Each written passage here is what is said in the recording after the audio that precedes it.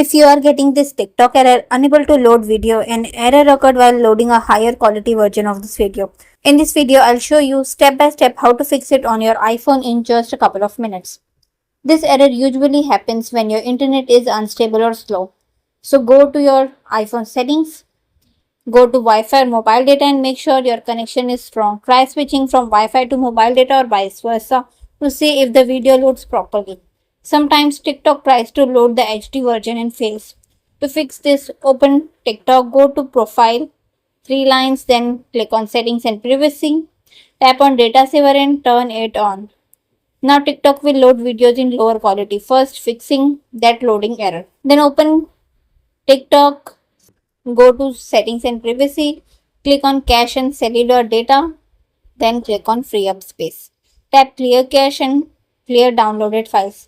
Then restart TikTok. This helps refresh all media links and video data. If it still doesn't work, open the App Store, search TikTok and tap Update. If no update is available, delete and reinstall TikTok.